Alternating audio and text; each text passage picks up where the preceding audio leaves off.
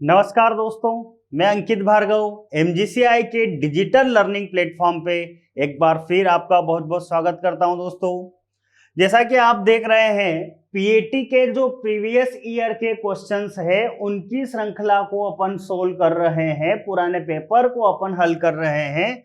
और इसी प्रकार में आपसे एक बात ये शेयर कर रहा हूं कि हम यहाँ पर आज 15/10/2022 का सेकेंड शिफ्ट का पेपर हल करने वाले हैं, जिसमें किस प्रकार के प्रश्न पूछे गए हैं उन प्रश्नों को अपन यहाँ पर हल करेंगे।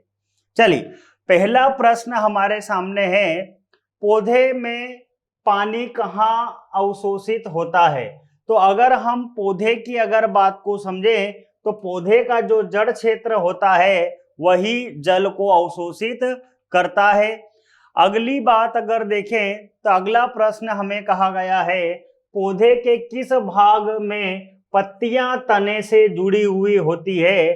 तो जो उनका नोडल पोर्शन होता है, मतलब नोड्स होती है। जैसे अगर हम किसी तने की बात करें बेटा, तो तने में अपने को कुछ इस तरीके की संरचनाएं देखने को मिलती है, और इस तरीके से तने के ऊपर जो गांठ वाला क्षेत्र होता है जिसको अपन बोलते हैं नोड्स, ठीक है। और यहीं से क्या है कि पत्तियां उत्पन्न होती है, और इस क्षेत्र का नाम ही हमसे इस प्रश्न में पूछा है। बोलो, क्लियर है ये प्रश्न। अगला प्रश्न है हमारे पास, गांठदार जड़ें पाई जाती है। गांठदार जड़ों की अगर बात को समझें तो लेग्यूमिनेसी परिवार में पाई जाएगी। और लेग्यूमिनेसी परिवार की अगर हम बात को समझें तो लेग्यूमिनेसी परिवार में दलहनी फसलें आती है। कौन सी फसलें आती है? दलहनी फसलें आएगी। और दलहनी फसलों की अगर हम बात को समझें तो चार ऑप्शन में अगर देखें तो मटर जो है ये हमारी दलहनी फसलों का एक सदस्य है।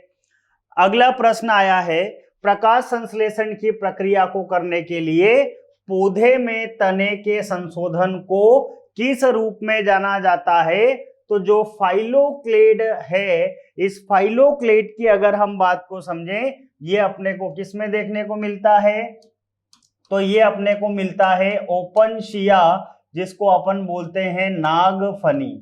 क्या बोलते हैं बेटा? नागफनी। नागफनी में ये अपने को प्रोसेस दिखाई देगी, जिसमें जो तना होता है ये तना किस में परिवर्तित होता है? पहले पत्तियों के जैसी संरचना में, और पत्तियां जो होती है वो किस में बदलती है?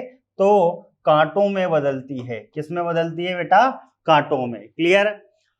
अगला क्वेश्चन है हमारे पास, निम्नलिखित में से कौन एक तने में द्वितीयक फ्लोएम की सबसे बाहरी परत है? द्वितीयक फ्लोएम की सबसे बाहरी परत की अगर हम बात को समझें तो यहाँ पर जो बात कही गई है, ये जो संवहनीय कैम्बियम के लिए जावक कही गई है। मतलब अगर हम यहाँ पर द्वितीयक वृद्धि की अगर बात को समझें तो द्वितीयक वृद्धि में हम देखते हैं कि मान लो तना है, तने का केंद्र है बेटा, और इसमें अपन ने इस तरीके से संवहन मंडल व्यवस्थित कर दिए हैं। अब अगली बात हम अगर देखें तो इन संवहन मंडलों में अपन जाइलम और फ्लोएम बना दिए हैं। अब ये जो जाइलम फ्लोएम है, इन जाइलम फ्लोएम में अपन ने एक बात ये बोली थी कि यहाँ पर ये जो कैम्बियम है, इस कैम्बियम को अपन ने क्या नाम दिया था? तो हमने बोला था अंतःपुलीय एधा। क्या बोला था? अंतःपुलीय एधा। देन यहाँ पर कुछ मज्जा कोशिकाएं थी, है ना। संवहन मंडलों के बीच में कुछ मज्जा कोशिकाएं थी, और इन मज्जा कोशिकाओं ने विभाजन की क्षमता आ गई थी इनमें। तो इन्होंने यहाँ पर क्या कर दिया था बेटा? तो इन्होंने भी यहाँ पर कुछ एक कैम्बियम के जैसी संरचना बना दी थी, और जिसको अपन ने बोल दिया था, यहाँ पर एक नाम दिया था, और इन्हें कहा था हमने अंतरपुलीय एधा। क्या बोल दिया था? अंतरपुलीय एधा।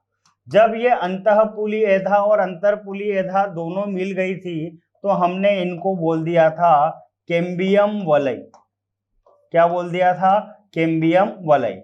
अच्छा, अब यहाँ पर एक बात मैं ये देखूं कि हमने यहाँ पर अब इन दोनों को मिला करके एक वलय बना दिया है, एक रिंग बना दी है, जिसको हमने कैम्बियम वलय कहा। अब मैं एक बात ये देखूंगा, हमसे किसके सापेक्ष बात पूछी है उसने, तो हमको बोला है द्वितीयक फ्लोएम की सबसे बाहरी परत। द्वितीयक फ्लोएम की सबसे बाहरी परत की अगर हम बात को समझें तो हम यहाँ पर क्या देखते हैं, अंदर की तरफ जितने भी जाइलम बनेंगे, मतलब ये जो कैम्बियम एधा है, ये कैम्बियम एधा अंदर की तरफ जब वृद्धि करेगी तो हम बोलेंगे कि नया जाइलम बनेगा, और जब बाहर की तरफ वृद्धि करेगी तो बोलो ये क्या करेगी बेटा, एक नया फ्लोएम भी रेडी कर देगी। तो अब हमसे यहाँ पर बात कही है उसने कि जो चीजें पहले से थी, पहला जो जाइलम था तो पहले ही वाला जाइलम प्राथमिक जाइलम, लेकिन ये कैम्बियम रिंग ने भी जो नया बनाया है उसको अपन ने क्या बोल दिया है, द्वितीयक जाइलम। ठीक है, द्वितीयक जाइलम। अब यहाँ पर अगर हम बात करें फ्लोएम की, तो जो पहले वाला फ्लोएम था वो कैसा फ्लोएम हो गया है बेटा, प्राथमिक होगा पहले, और अब जो नया बना है जिसको अपन ने बोल दिया है द्वितीयक फ्लोएम। क्या बोल दिया है, द्वितीयक फ्लोएम। अब यहाँ पर हमसे जो बात कही है कि कैम्बियम के सापेक्ष द्वितीयक फ्लोएम की सबसे बाहरी परत कौन सी होगी, तो यहाँ पर हमको बोला है संवहनीय कैम्बियम के लिए जावक, मतलब जो संवहनीय कैम्बियम है हमारी, ये जो संवहनीय एधा दिख रही है हमको, कैम्बियम रिंग दिख रही है, इसके लिए जावक मतलब इसकी जो सबसे लास्ट जो अपने को लेयर दिख रही है उसकी बात कही है। क्लियर, सेकेंडरी ग्रोथ का क्वेश्चन है बेटा ये। अगला क्वेश्चन हमारे पास है, मुख्य तने पर पत्तियां क्या कहलाती है। तो मुख्य तने के ऊपर जब पत्तियां लगती है बेटा तो इनको अपन कॉलिन कहते हैं। क्या कहते हैं, इस टर्म को कॉलिन कहते हैं। अगली बात कही है, मूल तंत्र मुख्यतः कितने प्रकार का होता है, तो 2 प्रकार का होता है। अपन ने बात देख ही रखी है कि जो मूल तंत्र या फिर हम बोले अगर रूट सिस्टम जो होता है, तो रूट सिस्टम 2 तरीके का होता है। अगर 2 तरीके इसके देखें हम, तो 2 तरीके कौन कौन से हैं, तो सबसे पहला प्रकार अपने को बोला है मूसला जड़, मूसला जड़ तंत्र। कौन सा जड़ तंत्र है, मूसला जड़ तंत्र, जिसको हम बोलते हैं टेप रूट सिस्टम। क्या बोलते हैं बेटा, टेप रूट सिस्टम, जो कि अपने को किस में देखने को मिलेगा, तो द्विबीज पत्री में देखने को मिलेगा, जिनको अपन बोलते हैं डाइकॉट। फिर हम बात करें दूसरे प्रकार का जड़ तंत्र कौन सा होता है, तो अपस्थानिक जड़ तंत्र होता है। कौन सा जड़ तंत्र है, अपस्थानिक जड़ तंत्र है। अपस्थानिक जड़ तंत्र को अपन क्या बोल देते हैं, तो एडवेंटेशियस रूट सिस्टम। कौन सा रूट सिस्टम है, तो एडवेंटेशियस रूट सिस्टम है। और जे के हमको किस में देखने को मिलता है, तो ये हमको देखने को मिलता है एक बीज पत्री पादपों में, जिनको अपन बोलते हैं बेटा मोनोकोट। क्लियर है, तो इस तरीके से 2 प्रकार के जड़ तंत्र होते हैं। अगला प्रश्न है, निम्नलिखित में से किस एपिडर्मिस में बुलिफॉर्म कोशिकाएं देखने को मिलेगी। किसके एपिडर्मिस में बुलिफॉर्म कोशिका की अगर बात करें, तो बुलिफॉर्म सेल्स जो होती है हमेशा जो मोनोकोट होते हैं उनकी लीव्स की अपर एपिडर्मिस पे देखने को मिलेगी, है ना। और ये मोनोकोट की लीफ पे भी अगर देखें तो मेसोफिल सेल जो होती है, इन मेसोफिल सेल की अगर हम बात को समझें, तो मेसोफिल सेल जब क्या है कि साइज में थोड़ा सा इंक्रीमेंट कर लेती है, तो वही आगे चल करके ट्रांसपिरेशन की प्रोसेस को थोड़ा सा कंट्रोल करने का काम करती है, और उन्हें ही हम क्या कह देते हैं, बुलिफॉर्म सेल्स। ठीक, अगला प्रश्न है, जेनेरा हिबिस्कस, बॉम्बेक्स एंड डोम्बिया किस परिवार के सदस्य है। अब हमको अगर इन 3 में से अगर देखना हो कि भैया ये तीनों किससे संबंधित है, तो हिबिस्कस का तो हमको पता है क्लियरली कि ये मालवेसी फैमिली का है। और इसके बाद हम बात करें बॉम्बेक्स की अगर हम बात को समझें यहाँ पर, तो यहाँ पर आपको याद हो तो जो सेमल का जो ट्री होता है, सेमल ट्री की अगर बात को समझें तो उसका ये बोटनिकल नेम से दिया गया है। और डोम्बिया एक ऑर्नामेंटल प्लांट है, जिसका भी अगर हम देखें तो ये भी अपने को किस फैमिली से दिखाई देगा, मालवेसी फैमिली से। तो मालवेसी फैमिली के सदस्य हो जाएंगे ये। अगला प्रश्न है हमारे पास, श्वसन किस प्रकार की क्रिया है? तो श्वसन की जो प्रक्रिया है, रेस्पिरेशन जो है, ये एक ऑक्सीडेटिव प्रोसेस है बेटा। अगला क्वेश्चन है, निम्नलिखित में से किस पत्ते में पेटियोल का अभाव होता है? पेटियोल का अभाव जिन पत्तों में भी होता है बेटा, उनको हम बोलते हैं सिसाइल। सिसाइल मतलब बिन डंठल का। मतलब सामान्य रूप से अगर हम पत्ती की बात करें तो पत्ती हमको कुछ इस तरीके से दिखाई देती है, क्लियर। लेकिन यहाँ पर कहा गया है कि जो पत्ती है उसमें आपको पेटियोल वगैरह कुछ भी नहीं दिखाई देगा, डायरेक्टली पत्ती किससे अटैच रहने वाली है? तने से। और इस प्रकार की पत्ती को हमने क्या कह दिया है? Sessile, clear. अगली बात देखें हम, तो हमको बोला है कि एंजाइम के संबंध में कौन सा कथन गलत है। सबसे पहला हमको ऑप्शन दिया है, उच्च तापमान पर एंजाइम कुशलतापूर्वक कार्य करते हैं। बिल्कुल गलत स्टेटमेंट है। जब भी ज्यादा तापमान होगा तो जो एंजाइम होते हैं बेटा, ये कैसे हो जाते हैं? निष्क्रिय हो जाते हैं। और हमारा जो आंसर होगा वो क्या हो जाएगा? Option A, clear. अगला प्रश्न है, प्रकाश संश्लेषण कैसी प्रक्रिया है? प्रकाश संश्लेषण 2 स्टेप्स में कंप्लीट होने वाली प्रोसेस है। जैसे अगर हम बात करें बेटा फोटोसिंथेसिस की, जिसको हम प्रकाश संश्लेषण कहते हैं, तो ये 2 वे प्रोसेस है, 2 चरणों में पूरी होने वाली है। First one is light reaction, मतलब प्रकाशिक अभिक्रिया। देन सेकंड होती है डार्क रिएक्शन, जिसको हम बोलते हैं अंधकार अभिक्रिया, क्लियर है।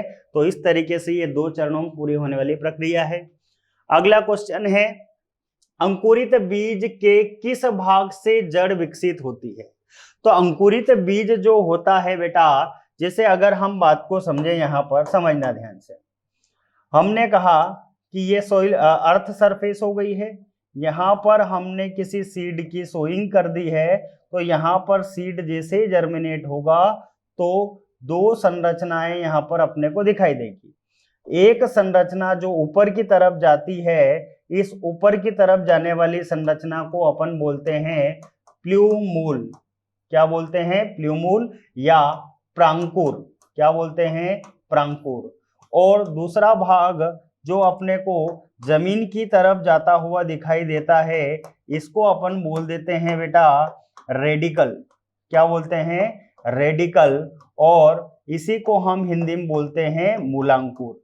और यहां से ही उसने हमको प्रश्न पूछा है कि जो जड़ होती है ये कहां से विकसित होती है? तो रेडिकल से विकसित होती है, जिसको हम मूल सिद्धांत कहते हैं। यही आगे चल करके किसमें परिवर्तित होने वाला है? जड़ में। अगला प्रश्न है, निम्नलिखित में से कौन सा पौधा तने में भोजन का संग्रह करता है या भंडारण करता है? तो ब्रिंजल कभी भी फूड स्टोरेज नहीं करता, मैंगो कभी भी फूड स्टोरेज नहीं करता है। अगर हम कुकुरबिट्स की बात करें वो भी नहीं करते हैं। लेकिन पाइनएप्पल की अगर बात करें तो पाइनएप्पल बिल्कुल अपने स्टेम में फूड मटेरियल को स्टोर करता है। और कौन कौन फूड मटेरियल को स्टेम में स्टोर करता है? तो अगर हम बात करें तो पोटैटो है, पोटैटो भी इसका बेस्ट एग्जांपल है। फिर हम बात करें तो नोलखोल है ना, ये भी स्टेम के अंदर फूड मटेरियल स्टोर करते हैं। तो ये ऐसे एग्जांपल है जिनमें स्टेम फूड मटेरियल को स्टोर करता है। जैसे एक और एग्जांपल देखें हम, ऑनियन भी है बेटा, है ना, तो ऑनियन भी फूड मटेरियल को स्टोर करता है ना। फिर हम बात करें तो राइजोम्स भी होते हैं। राइजोम्स भी एक तरीके से देखा जाए तो स्टेम होते हैं, लेकिन ये भी फूड मटेरियल स्टोर करते हैं। तो बहुत सारे एग्जांपल है इसके।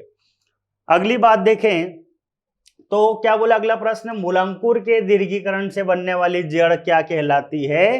तो जब जो रेडिकल होता है, रेडिकल थोड़ा सा क्या है, उसकी सेल इलोंगेट हो जाएगी, तो वो आगे चल करके यहाँ पर प्राइमरी रूट बनाने वाला है, क्लियर। अगला क्वेश्चन अगर हम देखें तो हमें बोला है जड़ कितने प्रकार की होती है, या जड़ के कार्य कितने प्रकार के होते हैं। तो यहां पर अगर जड़ के कार्य देखें तो सबसे पहला इसका कार्य होता है बेटा तने को भूमि से जोड़ना। मतलब तना क्या है कि भूमि के ऊपर लगा हुआ है, तो उसको सबसे पहले तो दोनों के बीच में थोड़ा सा स्ट्रॉन्ग बॉन्ड बना करके दोनों को स्टेबल रखना है। दूसरा काम है अवशोषण। दूसरा काम क्या होता है? अवशोषण। अब ये अवशोषण क्या है कि जल का, खनिज तत्वों का, पोषक तत्वों का, सभी का अवशोषण करती है, दूसरा काम। तीसरा इसका काम होता है बेटा भोजन संग्रह। क्या करना है? भोजन संग्रहण। तो ये 3 काम इसके होते हैं। तो जड़ के अगर हम बेसिक फंक्शंस की बात करें तो 3 होते हैं, है ना, जो कि सबसे पहला क्या है? तने को भूमि से जोड़ना, अवशोषण करना और भोजन संग्रह करना।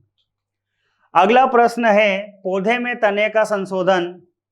पौधे के निम्नलिखित में से कौन सा भाग प्रकाश संश्लेषण का मुख्य कार्य करता है? तो भैया प्रकाश संश्लेषण का मुख्य कार्य तो हमेशा पत्ते ही करेंगे, है ना, क्योंकि गैसियस एक्सचेंज हमेशा कौन करता है? तो लीव्स करती है, क्योंकि स्टोमेटा हमेशा लीव्स पे होंगे, रंध्र हमेशा पत्ती पर ही होंगे। अगला प्रश्न है कैप्सिकम एनम किसे कहते हैं? बोटेनिकल नेम दिया है। तो कैप्सिकम एनम हमारे पास किसका है? स्वीट पेपर, जिसको हम बोल रहे हैं शिमला मिर्ची। क्या बोल रहे हैं बेटा? स्वीट पेपर, जिसको हम बोल रहे हैं शिमला मिर्ची। यहाँ पर इन्होंने बेल पेपर भी इसको कहा है, तो बेल पेपर भी कहते हैं। लेकिन जो चिली होती है, एक बात ये भी ध्यान रखना, जो चिली होती है बेटा, इसको अपन बोल देते हैं हॉट पेपर। क्या बोल देते हैं? Hot paper. तो ये बात भी थोड़ा सा ध्यान रखना। क्लियर? अगला क्वेश्चन है वानस्पतिक प्रवर्धन की कटिंग विधि में कटिंग प्लांट के किस पार्ट से लेते हैं? तो यहां पर अगर हम बात को समझें तो कटिंग अगर हमको लेना हो तो हम जो मेन प्लांट होगा उसकी रूट या स्टेम से हम क्या लेंगे? वहां पे कटिंग लेंगे। अगली बात, अगला प्रश्न है प्रकाश संश्लेषण एक भौतिक रासायनिक प्रक्रिया है जिसके द्वारा संश्लेषक जीव प्रकाश ऊर्जा को शर्करा के रूप में कैसी एनर्जी में कन्वर्ट करते हैं? तो ये एक केमिकल एनर्जी के फॉर्म में क्या करते हैं? शुगर को फॉर्म करते हैं। अगला प्रश्न है जड़ चूसने वाले होते हैं। अगर हम सकर्स की बात करें, हमें यहां पर कहा है सकर्स। सकर्स की अगर हम बात को समझें तो सकर्स यहां पर हम बोले हैं, जैसे कि एक एग्जांपल के लिए हमने बात की थी कि जो बनाना प्लांट होता है, ठीक है, इस बनाना प्लांट की अगर हम बात को समझें तो इस बनाना प्लांट के बारे में एक बात ये कही जाती है कि जो बनाना प्लांट पे अपने को लीव्स दिखाई देती है, ये पूरा का पूरा जो अपने को यहाँ पर अर्थ सरफेस पे स्ट्रक्चर दिखाई देता है, ये पूरा स्ट्रक्चर होता क्या है? तो ये पूरा का पूरा क्या है? लीफ के पेटियोल से क्या है? घिरी हुई एक स्ट्रक्चर है। जबकि इनका जो मेन स्टेम होता है वो क्या होता है? अंडरग्राउंड, जिसको हमने कहा है राइजोम। और इनके ऊपर अगर देखें हम तो हमको नोट्स भी दिखाई देंगे, और कुछ समय बाद ये नोट फेवरेबल कंडीशन आने पर कुछ इस तरीके से बाहर जनरेट हो जाते हैं, जिनको अपन ने बोला था सकर्स। क्या बोला था? सकर्स। तो इनके अगर हम बात को समझें तो प्रश्न क्या बोला है? ऑप्शन देखो, सकर्स क्या होते हैं? तो पड़ोसी वाले पौधे के जड़ें बिल्कुल नहीं हो सकते हैं। नए पौधे के भाग से जो फलों के पेड़ की शाखाओं से उत्पन्न होते हैं, मतलब ब्रांच से ओरिजिनेट होने की बात कर रहा है, बिल्कुल गलत है। नए पौधे बनाने के लिए जड़ों से उगने वाले अंकुर, बिल्कुल गलत, जड़ से भी ये ओरिजिनेट नहीं होते हैं। कीट जो पौधों की जड़ से पोषक तत्व का चूसते हैं, तो कीट की बात भी नहीं है। मतलब यहाँ पर अब हम एक ऑप्शन के साथ जा सकते हैं जिसका यहाँ पर जिक्र किया गया है कि नए पौधे बनाने के लिए जड़ों से उगने वाले अंकुर। अब यहाँ पर एक बात ये भी है कि ये जो अंकुर निकल रहे हैं ये जड़ों से नहीं निकलते हैं, इनको अगर सही एग्जैक्ट टर्म दी जाए तो मुख्य तने से उत्पन्न होते हैं। कहां से बेटा? मुख्य तने से, जिसको हम बोलते हैं राइजोम। राइजोम से ही ये ओरिजिनेट होते हैं, जिसको अपन मुख्य तना या मेन स्टेम कह सकते हैं। क्लियर? अगला जो क्वेश्चन है हमारे पास, लीफ मार्जिन में स्पाइनी क्या है? स्पाइनी मतलब कांटेदार स्ट्रक्चर है, और कांटेदार स्ट्रक्चर अपने को आर्जिमोना मैक्सिकाना में दिखाई देते हैं, जिसको अपन सत्यानाशी कहते हैं। अगला क्वेश्चन है तने के प्राथमिक कार्य क्या है? तो तने के प्राथमिक कार्य की अगर हम बात को समझें तो bearing and holding of leaves, मतलब पत्तों को उत्पन्न करना और उनको धारण करके रखना, ये तने का एक बेसिक अगर हम देखें तो फंक्शन होता है। अगला प्रश्न है हमारे पास तने की शाखा पर पत्तियों की व्यवस्था। मतलब यहाँ पर अगर हम बात को समझें अब, तो तने की शाखा पर पत्तियों के लगने की जो व्यवस्था है उसको फाइलोटैक्सी कहते हैं। क्या कहते हैं बेटा? फाइलोटैक्सी। अपनी बुकलेट में क्लियरली ये डेफिनेशन लिखी हुई है। अगला क्वेश्चन है काश की दिशा में अनुक्रिया करने वाले, अब काश नहीं, प्रकाश, किसकी दिशा में? प्रकाश। प्रकाश की दिशा में अनुक्रिया करने वाले जीवों से लैंगिक जनन करने वाले जीव जंतुओं को विभेदित करने वाली वर्गीकरण की जो प्रणाली थी वो किसने दी थी? तो बेटा ये लिनियस ने दी थी। अब यहां पर हमको एक बात बोल दी, लैंगिक जनन। लैंगिक जनन की अगर हम बात को समझें तो ये जो लिनियस थे, इनकी जो क्लासिफिकेशन की मेथड थी, उस मेथड को ही क्या नाम दिया गया था? Sexual method. क्या बोल दिया गया था? Sexual method. क्यों? क्योंकि ये मेथड क्या है, सेक्सुअल जो ऑर्गन थे उन पे ही डिपेंड थी, इसीलिए इसको अपन ने सेक्सुअल मेथड कहा था। इन्होंने प्लांट्स को 24 ग्रुप्स में डिवाइड भी किया था, आपको अगर याद हो तो। क्लियर है? अगला क्वेश्चन है हमारे पास फाइसिक्स क्या है? तो पैक्सिस की अगर हम बात को समझे तो पैक्सिस का मतलब क्या होता है? तो folding of lamina in stem. जो स्टेम के ऊपर लेमिना होता है उसकी फोल्डिंग जो हो जाती है, मतलब हम यहाँ पर ये बोल सकते हैं कि ये जो मेन स्टेम है यहाँ से लीफ ओरिजिनेट होना थी, लेकिन इसी के ऊपर लीफ क्या हो चुकी है? फोल्ड। इसी तरीके की प्रोसेस को क्या कहा जाता है? पैक्सिस। अगला क्वेश्चन है सिट्रोनेला में गंध किसके कारण होती है? तो लेमन ग्रास की बात चल रही है, और लेमन ग्रास में अगर हम देखें तो सिम्बोपोगान नाम की जो केमिकल एल्कलाइड होते हैं जिनके कारण उनमें फ्रेग्रेंस होती है।